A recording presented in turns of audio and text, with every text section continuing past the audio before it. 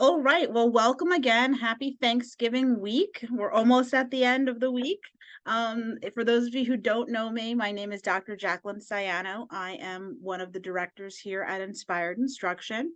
I do see a lot of familiar names in my attendees list, so thank you so much for joining us.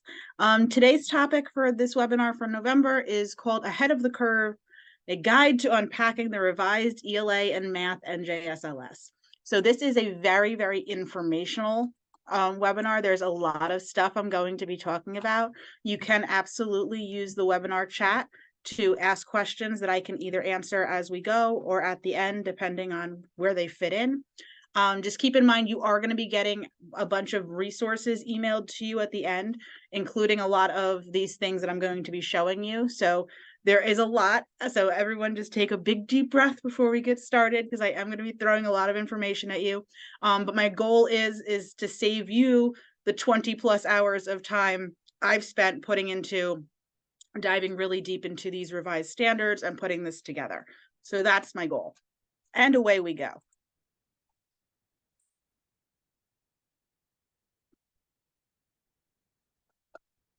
All right. So for this webinar, what we're going to be talking about is the key areas of change for both a math and ELA, including all the new mandates and requirements and changes to the actual standards.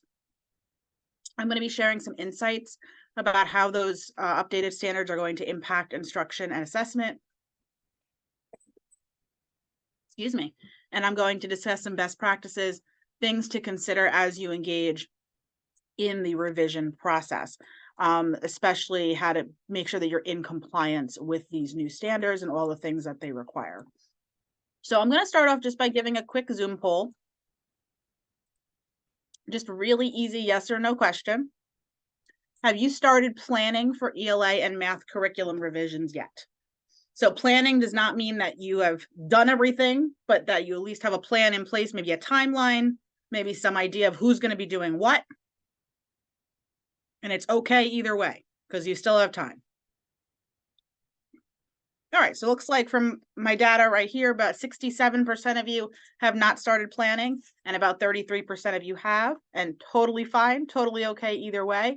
Wherever you stand in the revision process, I do hope that a lot of this information will help guide you.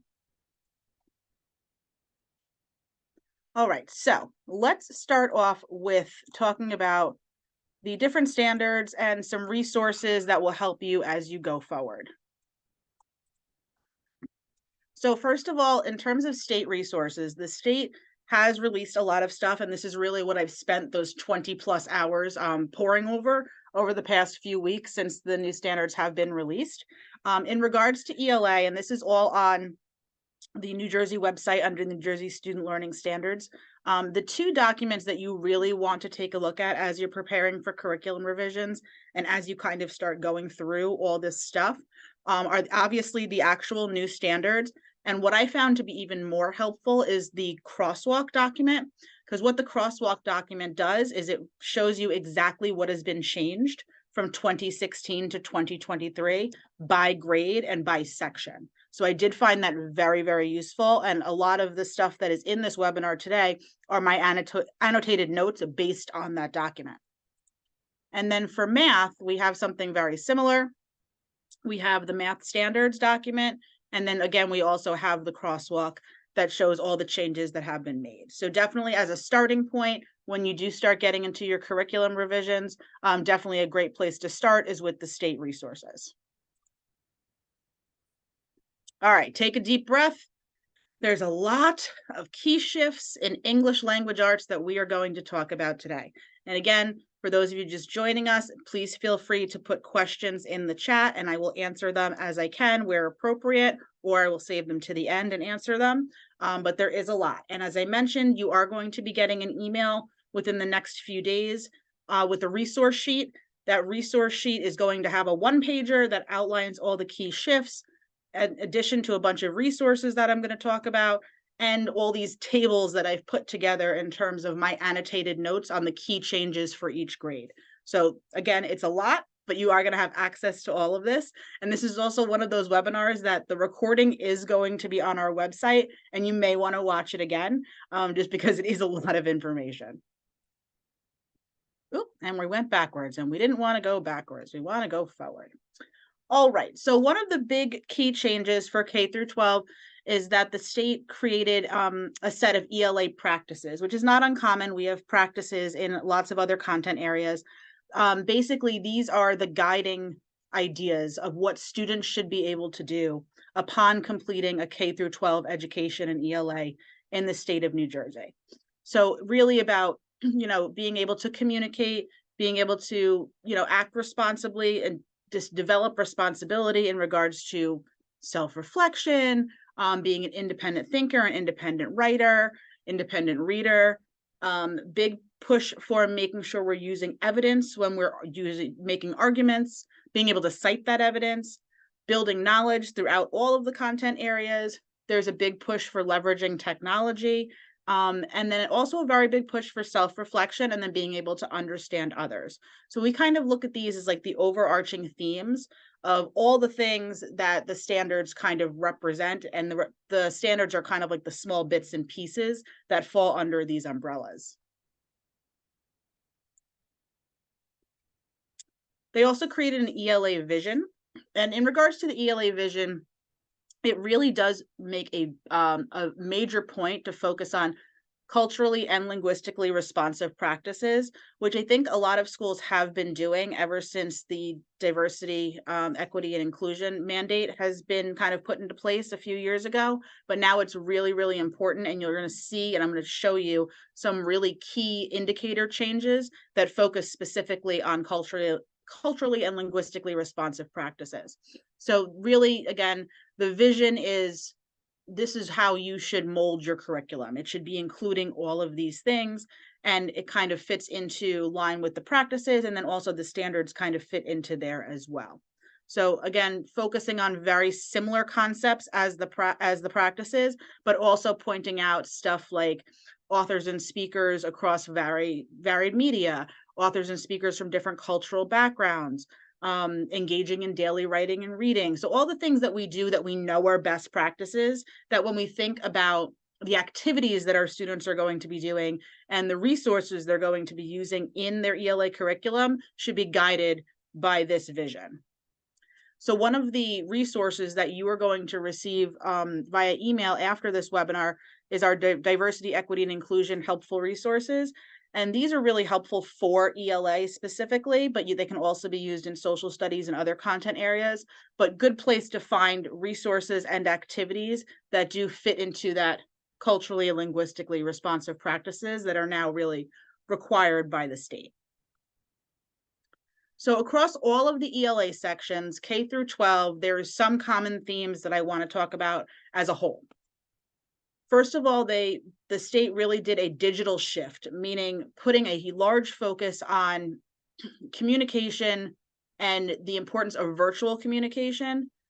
So that kind of looks, in regards to the standards, it looks like making sure we're using diverse media. Students are accessing text both orally and visually and through video and through sound recordings and podcasts. And then also the push is to make sure students are able to access media and text through all those modes and then really synthesize what they're learning. So being able to listen to a text and read a text and then being able to synthesize information between the two modes. So you will see that as a common theme throughout the standards. The other shift, and we knew this was coming because it came along with all of the other content areas that were revised so far, was climate change. So there are climate change standards now fully integrated into the ELA standards. You will know it is a climate change standard because it has a little symbol. It's a hand with a little leaf out of it. The thing about the ELA climate change standards that I think is very different from what we saw in social studies and science, career readiness, is very rarely is the term climate change actually used in the standard. Instead, this is kind of seen as opportunities for teachers to integrate climate change texts or integrate climate change writing topics. So something like this one, which is a grade 3, it says report on a topic or text, tell a story or recount an experience with appropriate facts, relevant descriptive details, speaking clearly at an understandable pace. This has nothing, it says nothing about climate change. What we know from that little symbol is, hey, this would be a great opportunity because we know climate change is required. this is a great opportunity to maybe tell students, okay, the report you're going to give has to be on a climate change related topic. So just an opportunity for teaching climate change. And again, those are set off by that symbol. One of the other documents you're going to get via email after this webinar is our Words for Change, which is really a resource guide specifically for ELA, giving a bunch of informational text, writing prompts, different things, videos, different things you can be implementing in the ELA classroom to help meet those standards that are addressed as climate change standards. So I think overall, the biggest thing is the structure. The structure has changed, right? So first of all, if you have not already heard, the companion standards, the ones that we used to use in science and technical subjects and social studies, have been completely removed. Instead, they took all that information, all those indicators that were in those companion standards, and they have placed them accordingly into the regular reading and writing standards. So that stuff is still there. We still have to address it, like reading historical texts, working with scientific texts. All of that still exists. It's just not its own section. It's fully integrated into the reading and writing, which in my opinion makes it a lot easier because you don't have two different sets of standards. Everyone is just working within one umbrella of ELA standards. And the other big change is foundational reading skills has been moved from its own separate section like it was in 2016, and it is now housed under the language category. And then in addition, they have added a foundational writing skills section, which is also housed under the language section. And I'm going to talk more in depth about what those look like. So really, we've gone from 6 sections of ELA down to 4. And I really think that the state did a good job firming up the expectations and really reducing redundancy across the board, because as we know, a lot of those standards overlapped each other. So now everything is one and done. It's in one standard. The standard scaffold based on grade level, and it is a lot clearer. And I've already started revising curriculums for schools, and it just is much simpler to work with. It's a lot of changes, but in the end, it is easier, I promise. Okay, so take a deep breath. Let's dive into the changes in reading standards for New Jersey. So first of all, we have all new codes. There's all new coding for reading. So you can read these. So what you will see is that under each code, there is an RL standard and an RI standard. And I'll show you an example of that in a second. So you'll have an RL.CR and then an RI.CR. So there's one under each of these. And again, the goal for these was you put everything together. So there's no longer a reading informational section and a reading literature section. It's one section, and they're going under these codes. So close reading of text, reading literature standard, reading informational standard, central ideas and themes of text, reading literature standard, reading informational standard. And it does do a nice job of really making it less redundant and making it clearer and a little easier to follow than hopping back and forth between those two informational and literature text sections. Other major changes, there was a lot of wording changes. And again, these are things that I would call minor changes, but also to differentiate between informational text standards and RL standards. For RL standards, they added the word literary to most of the standards. And then for RI standards, they added the word informational to most standards, just so, again, for clarification purposes. You will see across the board an incorporation of more variety of text types and a very large focus on varied text features for both literary and informational texts. And then with those text features and text types, there's a much bigger push on understanding, but more so on analysis. So really going into the higher order thinking skills. So I would say across the board, the rigor in reading has definitely increased K through 12. We also have much more specific wording in those standard indicators, and it is a strong focus on scaffolding, and I will show you an example of that shortly. And they also provide a lot more specific examples, which I find really helpful. So for example, our 2016 standard for reading informational text in 8th grade looked like this, and now it looks like this. The concept is the same, but they do add these examples. And I feel like from an instructional standpoint, It gives you some good ideas on how to implement them in the activities section, in the, students will be able to section of your curriculum, and provide some clarity for teachers on, okay, well, how do I teach RIIT 8.3? Here, you can do something like this. So I do really like that addition. I think it is really helpful. So like we said, they really tried to reduce the redundant standards that were repeated across modified grade levels. And so they do this by what they call creating a grade by grade staircase. So this is an example of the K-5 reading literature standard for close reading.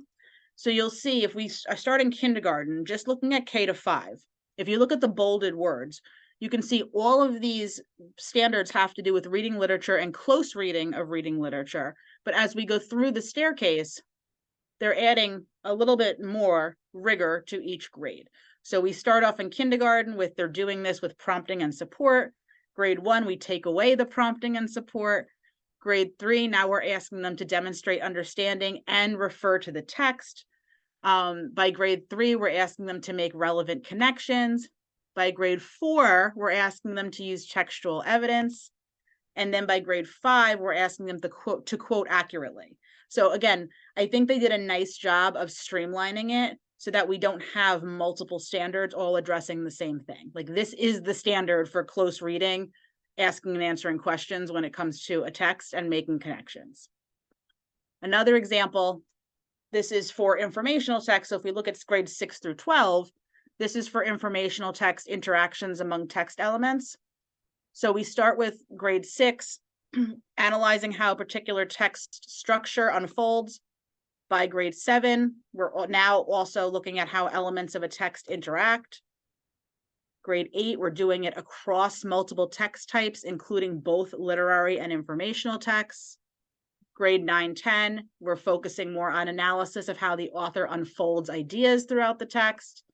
And by 11-12, we're looking at the impact of authors' choices.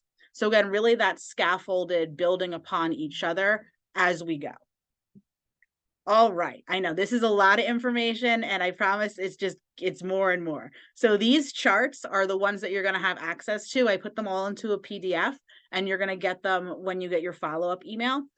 So I tried to go by grade major changes. So these were things where, as I looked at the new standards, as I looked at the crosswalks, what stood out to me as major things, if I'm a teacher, if I'm a curriculum writer, these are things that my students are going to have to do differently than they are currently doing because they are additions or wording changes or rigor changes.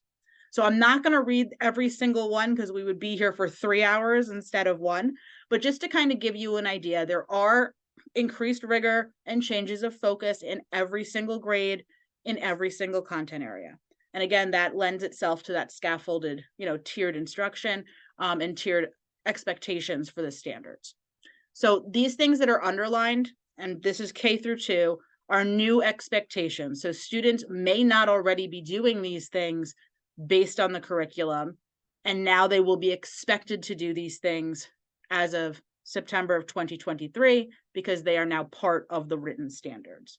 So some things that stood out to me, like in kindergarten, we really want them focusing on what are the different types of informational texts and being able to compare and contrast, find similarities and differences between 2 or more literary texts. And that's definitely an increase in rigor than what they were expected to do prior. In grade 1, we are building off of not just being able to retell a story, but to also determine the central message.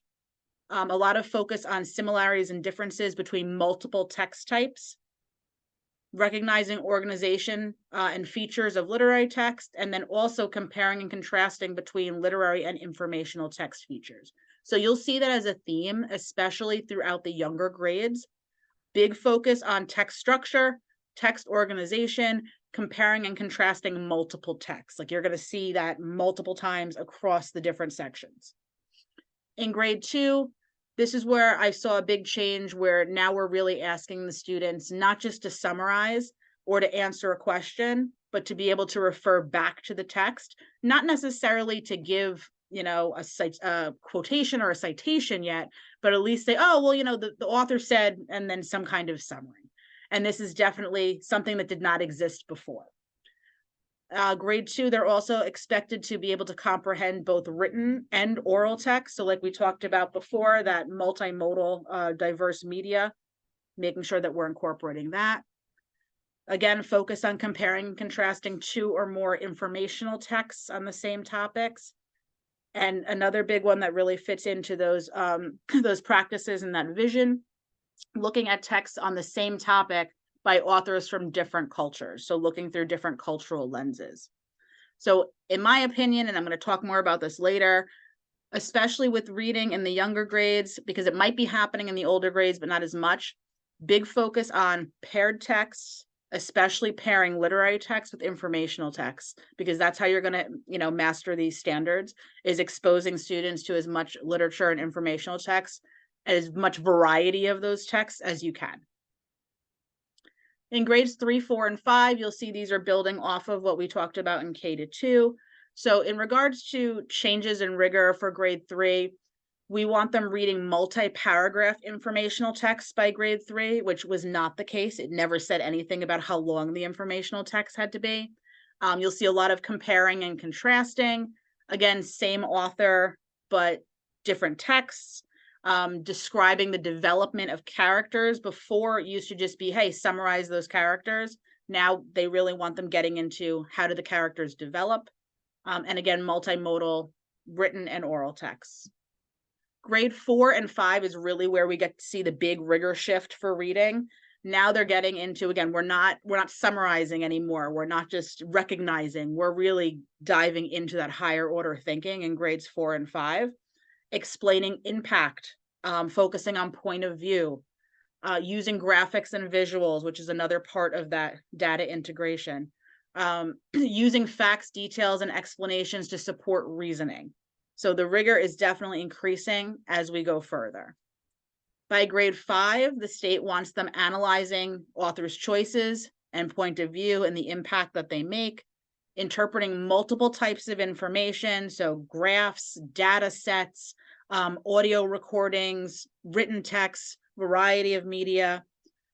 Big focus on, again, point of view in grade 5, which is something that I think really wasn't as big of a focus prior based on the standards. Not that you weren't necessarily teaching it or covering it, but the standards really didn't put a large focus on point of view until middle school. And now it's expected before they get there.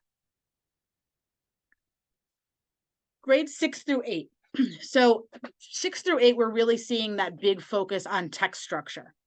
So they need to be able to fully not only identify, but analyze text structure and its effectiveness across literature and informational texts. A lot of comparing and contrasting in grade 6, and a lot of looking at different authors and if their approaches to similar themes and topics are the same or different. For grade 7, again, multiple text structures, variety of genre features, being able to analyze, so that higher order level thinking, looking at perspective of the author. And the bottom 2 are new or newer, explaining how fiction authors can use or alter history. I find that very interesting. I think that could be a really intriguing topic for 7th graders. How do different authors of informational texts present the same topic, but also how do you as a reader resolve conflicting information? And that is also new. And again, I think it could be very interesting to 7th grade students. In grade 8, we're talking about how elements of a text interact and analyzing that, looking at varied informational texts and figuring out disagreements. So again, that paired text piece, where if I give you 2 pieces on climate change, talk about how the authors disagree. Really shifting from making text connections in one text to looking interactions across multiple texts, analyzing perspective and purpose, looking at, if I give you a video recording of something and a written text of something, what's absent, what's emphasized in each version. And also new, we want them analyzing literary nonfiction in grade 8. In grades 9 through 12, in terms of rigor, not too much more in terms of rigor, with the exception of, you'll see the focus is on analysis as opposed to identification. So it's not just, oh, what is the author's choice here? Or what is the point of view? It's why. Why did they choose this?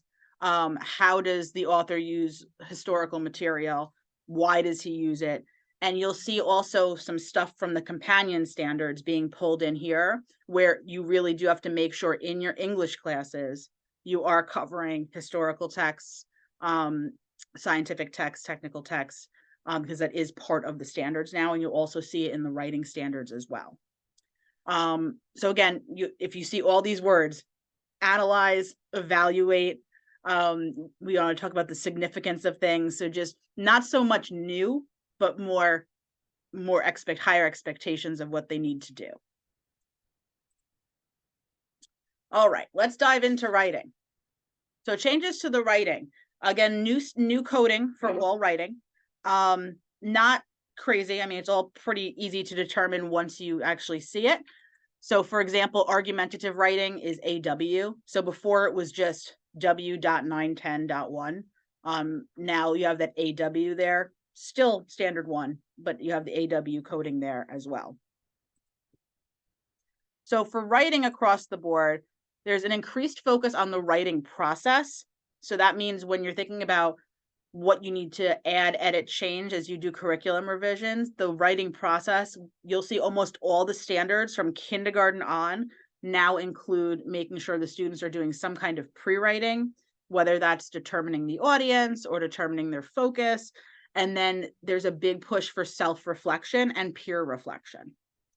Similar to the reading standards, they added a lot of examples. So the stuff in the bold, which again, I think is really helpful as a curriculum writer, because it gives me key phrases, academic vocabulary, and also ideas for activities. Provided more descriptive indicators of writing standards. So you will notice, especially in the younger grades, standards that were originally just was 1, like K.1. Now it's K.1A, B, C. So there's more indicators to kind of help clarify what the expectations are. So for example, this is the grade 3 standard for writing informative and explanatory texts. There used to just be an A and a B. Now there's A, B, C, D, E. And again, just you have more expectations of what they are able to do. And I do feel like as you take a deeper dive into these standards, you'll notice your teachers were probably doing a lot of this already. It just wasn't in the standards. The standards were definitely more vague. So yes, we're doing an informative and explanatory text. So they probably were writing a conclusion, but it wasn't necessarily part of the standards prior to this for grade 3. All right, and again, you're getting copies of these charts, so do not panic. There are extensive changes in writing across K through 2. Mostly, like I said, there's more indicators underneath each section of what the students are able to do. Some of the things that stood out to me was that in kindergarten, the writing has to carry a message and make sense to others, which is definitely something newer. And instead of just engaging in shared research, they want the students to be able to generate their own questions to research. And also they added and engage in brief but regular writing and drawing tasks. Again, most likely your teachers are doing that already, but now it's part of the standards. With grade 1, some of the things that stood out to me specifically for narrative writing, they want several complete sentences, and they want them using transitional words. They want them establishing an event sequence. They want them organizing their narrative writing in grade 1. They want students to engage in pre-writing, where they are identifying the audience and purpose before they start writing. And this is where we start seeing the generating their own questions individually, but also being able to figure out, okay, where would I find information to answer that question? Also asking them in grade 1 to start gathering information from multiple sources. So that's definitely a rigor change. In grade 2, the biggest thing that stood out to me in narrative writing is they're asked to orient the reader immediately upon writing. So that's definitely new. They have to provide dialogue. They have to use concrete words and sensory details.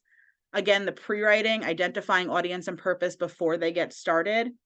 This is where we see the big push for self-evaluation. It starts in grade 2. It continues all the way through high school.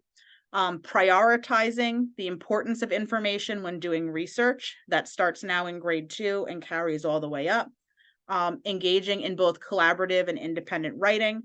And also the other thing that stood out to me was feedback. Feedback should be provided in both digital and written form, and then students should be able to know where to go to get further feedback, like an online dictionary or a thesaurus. And again, that's stuff that was expected, but now we're just starting a little bit earlier in grade 2. Grades 3, 4, and 5, grade 4 had the fewest amount of changes. In grade 3, argumentative writing, we're really asking students to provide text evidence a little bit earlier now. So that's by grade 3, we want them giving facts, definitions, reasons, text evidence to back up their argument. For narrative writing, they need to be able to use the basic story elements by grade 3, including orienting their reader. Again, big push on that pre-writing and that reflection process. We want them by grade 3 to start being able to do their own reflection, where they say, oh, I should use a spell checker. And if something is spelled wrong, I should fix it. I need to reread my paper. Is this the best word choice? So that's something that may not have been covered until a little later on. And now we're starting in grade 3. We still want them engaging in research. Now it's really starting to get into more independent resource, being able to get information for research from both online and print sources, being able to outline their ideas, prioritize their ideas, and then plan to write about a specific research topic. And again, that's one of those places where climate change could fit in. In grade 4, for narrative writing, we want them using figurative language, which is a little earlier than where it was expected previously. Again, the pre-writing, this is where we start to see some stuff from companion standards as well. It's earlier than normal because companion standards used to be grades 6 through 12, but here in grade 4, we want them using specialized topic-specific language. And we also want them to be, as they're writing, talking about varied topics so that they can utilize that language. So that, again, that's where climate change fits in. That's where historical documents fit in. So if we're having them write a story, maybe it could be based in something scientific and or historical, so they can use that specific topic related language. We want them really getting into the, before I submit a writing, I should look it over myself. I should expand, combine, and reduce sentences where necessary. Look at the meaning. Am I making the right word choices? And then in research, again, independent research by grade 4 using multiple reference sources. With grade 5, we really want them, again, planning. We want them doing the self-evaluation and personal revision at the end. We want them to evaluate whether or not they've achieved their writing goal as part of their self-reflection process at the end. We also want them, again, to look at their word choices, look at their sentence choices, be able to make some of their own edits before submitting. With research, we also, in addition to all the other things, right? So they're using multiple resources, digital, print, all those things. Now we want them to be able to note similarities and differences between ideas presented in various research sources. So that, again, a little bit younger than what we had before, but in that scaffolded approach, in order to kind of make sure everything builds on top of everything else, some stuff got moved back a little bit. Middle school didn't have a ton of changes. This is where a lot of, again, the companion standards are no more. So a lot of that stuff got put into here. So when we're doing all different types of writing, we want to make sure that we are also providing topics that are discipline specific, social studies, science, math, narration of historical events, scientific procedures, experiments, etc. And then the other thing that is new across all 3 middle school grades is we want the students flexibly editing. And that means that, they're seeing writing as an ongoing process. It's not, I handed it in and I'm done. It's, I hand it in, I revise it, I turn it back in again, I revise it again. It's this process. And the phrase that they use in the standards, which I really love, is sustaining effort. And then as we get into 8th grade, it's sustaining effort to complete complex writing tasks. And then we get into the grade ahead, and then it's complete complex writing tasks. So it's building that growth mindset. And I like how that's integrated into the standards. And then also by grade 8, we want students to be able to seek out assistance or their own sources. So do they know to go to Purdue Writing Owl website if they need help with MLA formatting? Do they know how to access an online dictionary? Do they know if they have peer tutoring they can go to? So it's really pushing that growth mindset. And I really love that that's incorporated in the standards. And then with 9, 10, and 11, 12, very, very few in regards to changes for writing. The big push, again, integrating those companion standards. So we are making sure that they're writing about historical events, scientific things, topics that would have fallen under the old companion standards. We still have that effort piece, the growth mindset piece in both 9, 10, and 11, 12, seeking out feedback and reflecting on personal writing process. But then by grade 12, the expectation is they will be tracking and reflecting on personal writing progress. So that could be a journal, that could be through peer conferences, teacher conferences, portfolios was always my favorite when I was teaching. So they can actually see their growth as a writer and reflect back on it. Whew, all right. Hey, good news. No major changes to speaking and listening besides the coding, which means I could take a breath for a second. Whew. All you have new for speaking and listening are the codes. So everything is the same. All the standards themselves are the same, except instead of it being SL 7.5, now it's SLUM 7.5 because they added the coding in front of it. So that's good news. Speaking and listening, all you have is new codes. All right, language is a lot. Here we go. Here's the big thing. Reading foundational skills has now been moved into language, and writing foundational skills is completely new. So that is effective for K through 5. And then everybody K through 12 got new coding and then some new additional standards. So let's take a look. The goal here was to clarify the expectations for K through 5 foundational reading.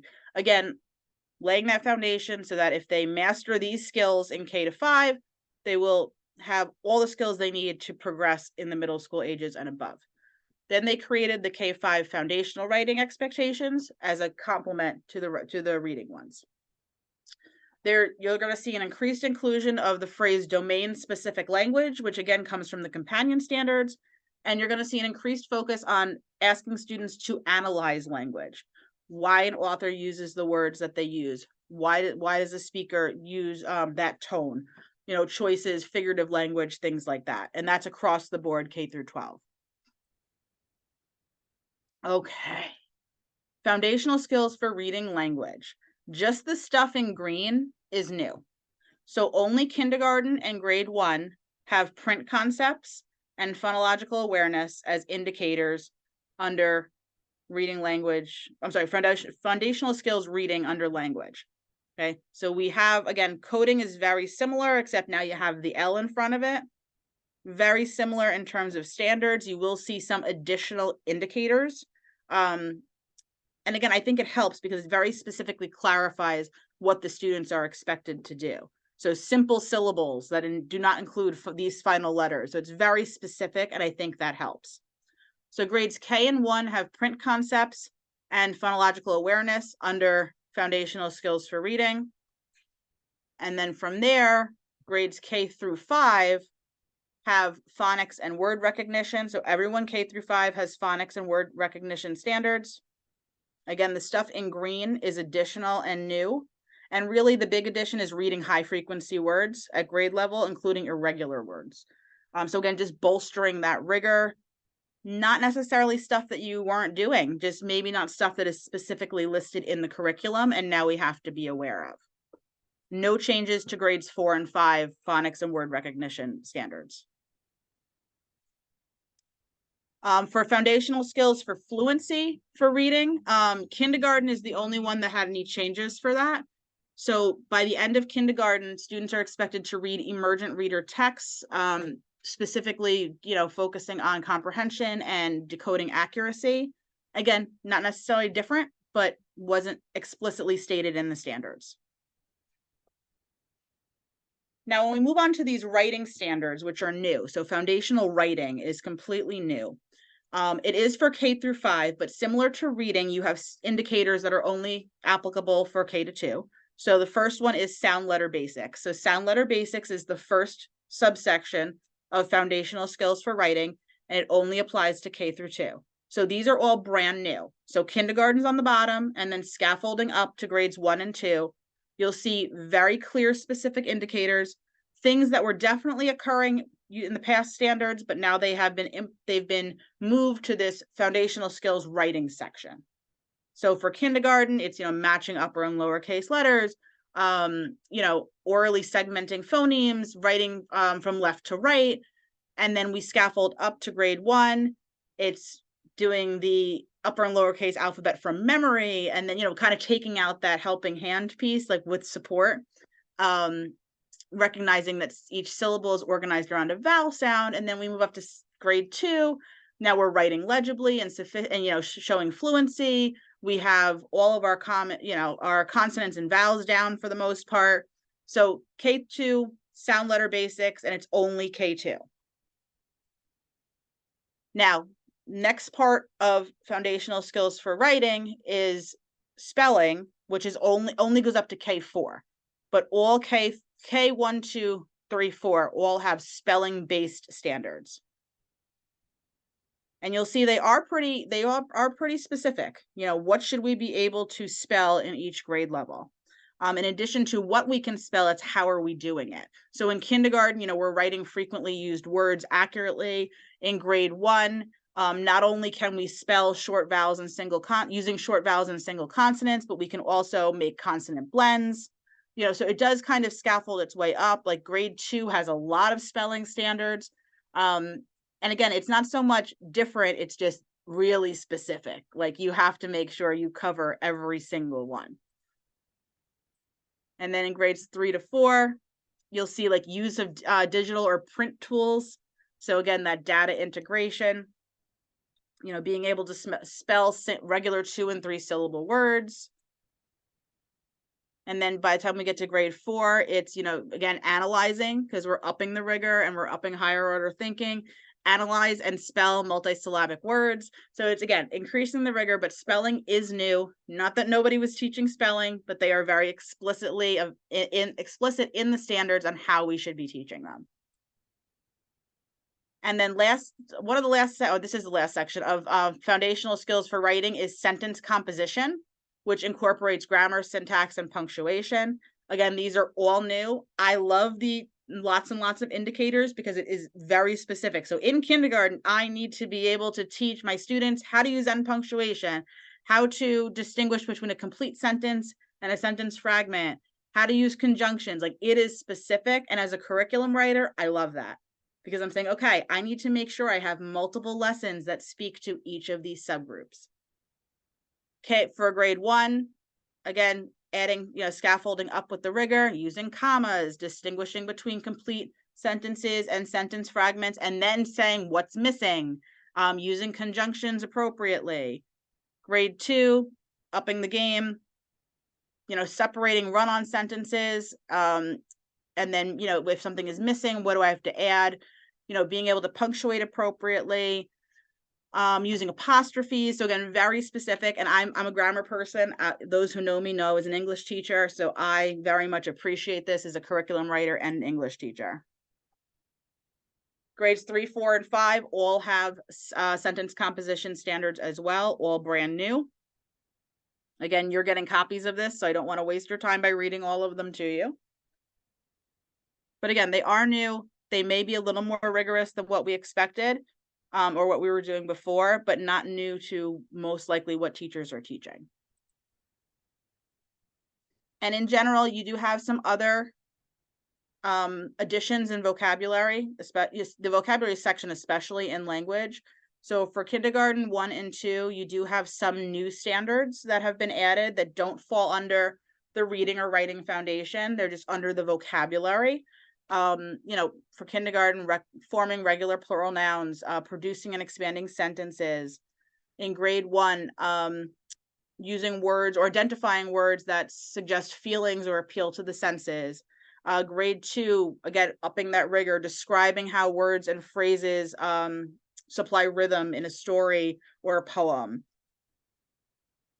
Grades 3, 4, and 5, we're starting to see that companion standard language in grade 3, grade appropriate, conversational, general, academic, and domain specific words and phrases. So if I'm reading a scientific text or I'm speaking about a scientific text, I have access to that vocabulary and I'm able to use it appropriately. Same thing goes for grade 4. Grade 4, they're also, the grade 4 students are also expected to be able to differentiate between when do I use formal English and when do I use informal English. And again, grade 5, that domain-specific language. Grade 6, 7, 8, for the most part, this is all the stuff we were covering in the companion standards and then now moved into this language section in regards to vocabulary. The big change in 6, 7, 8 for language is the increase in rigor, where in grade 6, we really are making sure that students are able to use figurative, connotative, and technical meanings of words in different contexts. They can determine, why a specific word is used. So in regards to word choice on how it affects the meaning of something and how it affects the tone.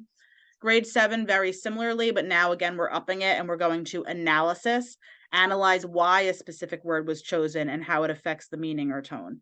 Analyze impact of rhymes and repetition. Grade 8, again, building on that. Now we're really going, okay, connotations and denotations. How are they similar? How are they different for certain words? And using Greek or Latin affixes and roots. 9 through 10, 9, 10, and 11, 12. Again, the companion standard stuff of the domain-specific words, really focused on building independence in high school. Can I independently determine where to get vocabulary knowledge, how to retain it, and how to use it appropriately in my own education? So yes, I know these words. So it's more than just giving a vocab quiz and say, here, memorize these, and then I'm going to test you on them. It's how do I integrate them into my writing? How do I go about it when I run across them when I'm reading? And then we also have analysis of word choices, again, on meaning and tone. And with 11, 12, it's just taking that a little bit further, how a speaker develops and uses words to express their meaning, how key terms play a big part in a writer's work. Whew. That was ELA.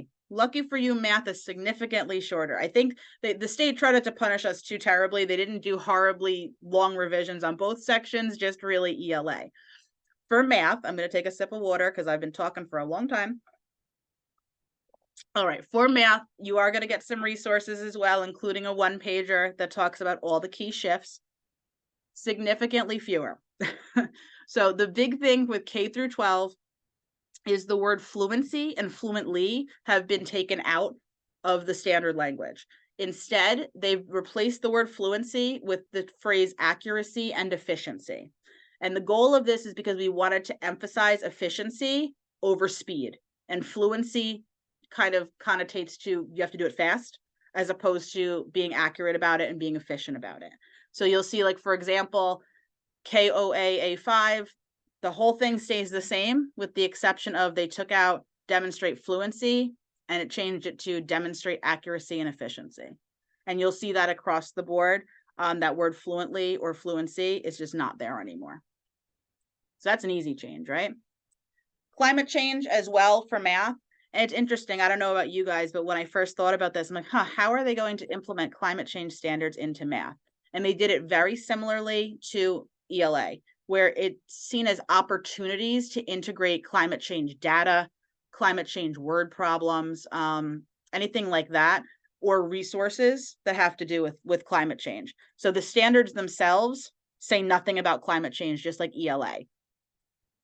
So if you look at the grade 3 example, use multiplication and division within 100 to solve word problems in situations involving equal groups, arrays, and measurement quantities.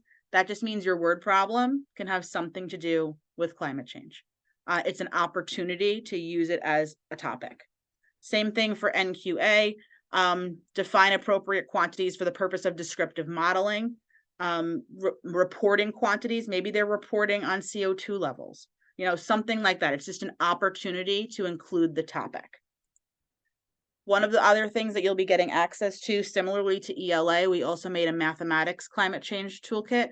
So these are specific math resources that speak to climate change. That again, when you see that little plant in hand symbol next to a math standard, you say, oh, okay, I could integrate climate change here. Hopefully these resources are helpful to give you a jumping off point. The other big push across K through 12 math was incorporation of data literacy. And really, we know that it is important that students are able to interpret data, make sense of data, especially with authentic real world application. So you will see some of the changes for math, especially in the earlier grades. We want to make sure that there's more like measurement and data based standards. So you'll see that it's a big push in K through 5. And then as we get to the older grades, more statistic based standards, and then the examples. So just like ELA added more specific examples, math did as well. And a lot of them have to do with technological literacy and statistics, quantitative data, things like that. So really focusing on students are able to formulate statistical questions, collect and analyze data, and communicate their findings. So again, you'll just see that in like word changes, this kind of changing the lens through which we look at math. So with elementary math, the biggest change is to the domains, and it's really only one major change. So the last round of NJSLS for math, we had a measurement and data domain. Now we have a measurement data and a data literacy so measurement indicator domain and a data literacy indicator domain. So they just took measurement and data and split it. And again, that supports the push for data literacy. So that means instead of having MD as the measurement and data code, you now have an M and you have a DL. M for measurement, DL for data literacy. So again, it's most likely most of the changes was this used to be 1.md.a and now it's 1.m.a. So not a whole lot in terms of that, just some coding changes. But in the measurement data realm, they did add some K-1 word problems regarding money. And so there are new standards for math in K through 1.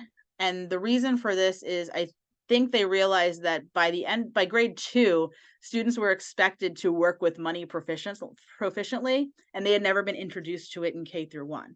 So in that idea of scaffolding the standards that everything builds upon everything else, they added K-1 standards in regards to word problems. So at least the students become familiar with money before they're expected to master it in grade 2. And it's just a couple of standards. You have 1 in kindergarten and 2 in grade 1. And again, just introducing them to coins, knowing the comparative values of coins, using dollars to make word problems, stuff like that. But it's just introducing them earlier before they have to go off and use it in grade 2. So these are the overview. These are all the new standards in regards to measurement and data literacy, and you will get a copy of this as well. So this is new, but a lot of it is just kind of reworded from other areas. The DL ones are the ones that are really new. And this is that push for being able to collect data and analyze data and use authentic data sets. So to me as a teacher and a curriculum writer, I'm thinking that means I need to make sure I'm providing activities and resources and manipulatives that use more types of data in the earlier grades to get students familiar with it. With middle school math, not too many changes. The big focus was including middle school foundational work with radicals. Again, in that realm of building upon each other, we want students to be better prepared for advanced math courses in high school. So they added 1 standard and 2 indicators in the expressions section for grade 8, just to focus on, rational and irrational number expectations, so that the students will at least have that foundation before they get to Algebra 1. With high school math, the big thing was they added this little plus sign. And this little plus sign, all it means is these are higher level, more rigorous standards. They are not expected to be taught in your regular Algebra 1, Algebra 2 geometry class. These are, anything with a plus sign are your standards for your advanced math and science classes. So they did add a bunch of them, and then they took existing ones that maybe were more higher level and put the plus sign in front of them. So these are the standards that really focus on data literacy. They focus on statistics, pre-calc, data science, and that's really where they are more appropriate to be aligned. So if you see any math standard in high school that has a plus sign next to it, So all of these. If it has a plus sign next to it, means it does not have to be in your regular grade 9 through 11 math classes. These will go in your AP classes. These will go in your trig classes, your calculus classes, your advanced math classes, because these are advanced math standards. So again, you will be getting copies of this. What I did was I kind of just categorized them by domain. And these are all the standards that, again, do not need to, they can be included if you're, doing differentiation and you're scaffolding your curriculum. They absolutely can be included as advanced standards, but most likely they will be in your upper level classes. Okay, so yeah, math much shorter than ELA. Math took 5 minutes and ELA took 45. So as a curriculum writer, those of you who know me, that's what I do a lot of here at Inspired Instructions. I do a lot of curriculum revisions. After spending all these hours kind of diving into this, these are my key takeaways for as a curriculum writer. When I work with schools to revise the curriculum and support them, these are the things that I have to keep in mind. So first of all, we need to know that all curriculum for ELA and math has to be revised for September of 2024.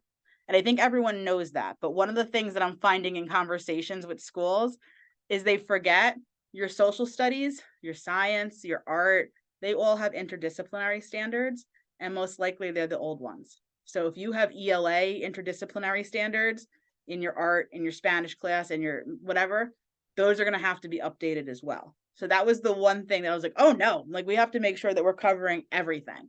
So in addition to your core ELA and math classes have to be revised, if you have any interdisciplinary math and ELA standards in any other course, those also have to be revised for September. So with English, we know that this is definitely more than just switching out the standards. It's not just, okay, I'm going to sub in this standard for this one. There's more things that we need to consider as we dive into the curriculum revision process. For me, when we're thinking about instructional activities, obviously the rigor, I mentioned it probably 30 times that the rigor has increased, especially in the lower grades. We need to make sure that we're thinking about activities that focus on text features and text structures.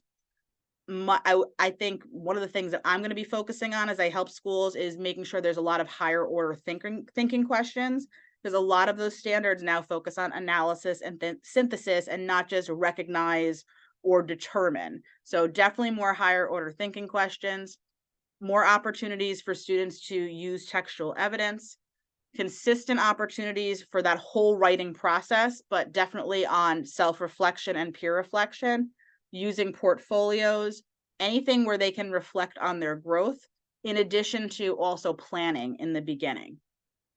And then in regards to resources, I mentioned this in the beginning, paired text is going to be key.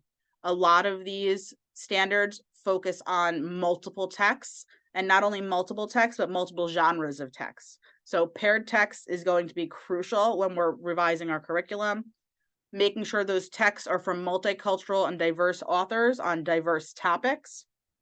Varied text, especially informational, so scientific, historical, using different types of data, stuff like that. Varied mediums, so we're not just reading, we're also listening, we're also watching, we're also on podcasts, we're looking at quantitative data, we're able to analyze a variety of texts. And climate change resources. So we do have to address climate change in our ELA. You can pick and choose which of those standards with the little hand that you want to use, but you do have to have climate change resources in your curriculum. And math as well, I think math is a little bit of an easier lift, right? Because you don't have as many change standards and coding like ELA does, but there's definitely still considerations. So for me, things that I'm taking into consideration, again, there is some increase in rigor, especially in K2, including more measurement and data opportunities for activities with students in K5, making sure we're using modeling, opportunities for higher level math. So maybe if I don't offer a lot of higher level math classes in high school, maybe your district just doesn't, then we're offering opportunities for students to still hit those standards through differentiation in the regular curriculum. And I definitely want to make sure that as I'm revising math curriculum for schools, that I am using activities that give students hands-on, real-world, authentic data sets. And that might be related to climate change, or it might be related to something else, but giving students that opportunity for data exploration and more consistent opportunities of working with data, regardless of the standard we're covering. And then in regards to resources, I definitely want to make sure I'm including more varied data sets and my climate change resources. So one of the things that I use, and you're going to get this, you're going to get access to it when you get your follow-up email. So I created this really to help myself as I work with schools and districts. It's kind of a checklist. For ELA and math, I know a lot of schools and districts kind of haven't touched their curriculum in a few years, because why am I going to revise it if we're just getting new standards anyway? So this might be a good starting point, because if you haven't updated the interdisciplinary standards, if you haven't added the computer science design thinking, you haven't added career readiness, this checklist I created specifically to help myself as I work with schools to make sure that they have everything that the state requires and that CUSAC requires. So you will get access to that when you get your follow-up email. All right, so what happens next? First of all, thank you for letting me talk at you for an hour. You guys are troopers for sitting through such a heavy topic so close to Thanksgiving break. I really do hope it was helpful. And I do hope it saves you some time, more importantly. I just put a Google form in the chat. If you could fill that out for me, I always love the feedback so I can improve and get better, because, you know, we're all learners. And then in the next few days, you will get a follow-up email, and it has all those tables I created as a PDF with all the new standards and revised standards. It has the climate change guides for math and ELA. It has that DEI helpful resources. It has a one-pager on the shifts for math and ELA. That might be something that if you want to give to your teachers is like, hey, this is what's coming down the pike for changes. And then the link to my curriculum revision checklist. So again, thank you for spending your afternoon with me. I do hope I helped. I hope I saved you some time, provided some clarity. If you need help, because this is a big lift, if you need help with your curriculum, or if you just have questions like, hey, am I doing this right? Please email me. I'm happy to help. I mean, curriculum is my world, and I very much enjoy it. So if you do have questions or you do need support, please do not hesitate to reach out. I'm happy to help in any way I can. Thank you so much for your time. I hope everyone has a wonderful, safe Thanksgiving. I can stay on for a couple minutes if anyone has quick questions, and I'm going to stop the recording. And again, appreciate your time.